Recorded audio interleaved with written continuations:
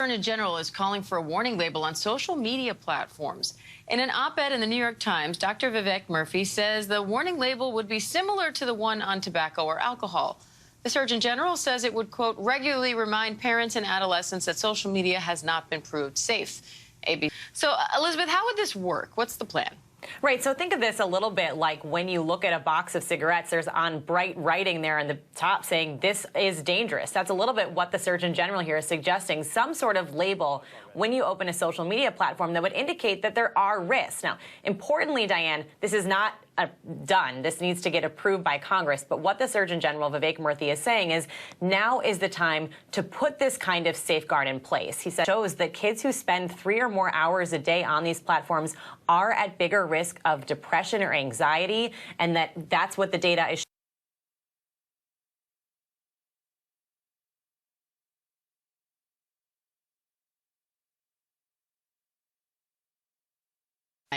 Do you think a warning label would make a difference?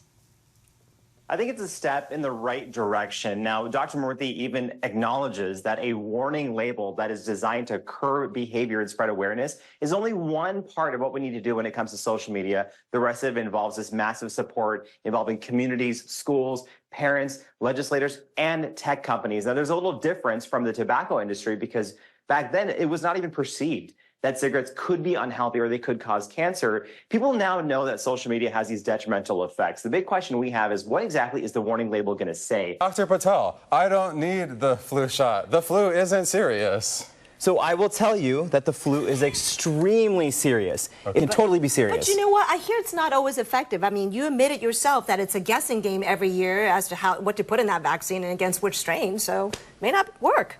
But here's the thing, it's this fast right into your muscle. Oh, I felt nothing. 2 weeks later, you were protected. Finally, am I too tall for this segment? I think the answer is yes. Yeah. Not at all. Am I floating? Wow. A little. Okay, one more of these. One more of these, please. Well, we're going to link hands when we do it. Ready? Yeah. We're going to link hands. You can start. Okay. I'm going to start the wave. The flu shot wave. Woo! Send it back. Send it back, send it back. All right. Don't leave us hanging. All right. We'll be right back. Get your flu shot. Thanks. Yeah, and Diane, you know, we've talked to a lot of teens who say that they would appreciate some sort of action from this, whether it's a federal level, the state level. They recognize that a lot of times they might be addicted to these platforms, and they do need, even if you just open, you know, we've talked to teens who say, even if you just open up the app and there's a little bit of a reminder that what you're seeing is fake, that it isn't exactly what you might think it is, that could go a long way. So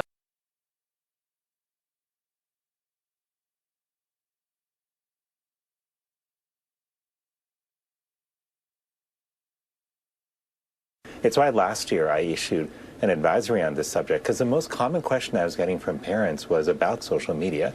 They wanted to know, is it safe for my kids? And the bottom line is, not only do we not have enough data to say that social media is safe for our kids, but increasingly the data is telling us that there's an association between social media use and mental health harms for adolescents. I think it's important that parents are warned about this. I think it's important they know what we know, and that's where a warning label comes. It's important they know what we know, and that's where I think it's important they know what we know, and that's where a warning label comes in. It's part of a broader strategy that we must take to ultimately make social media safer for our kids.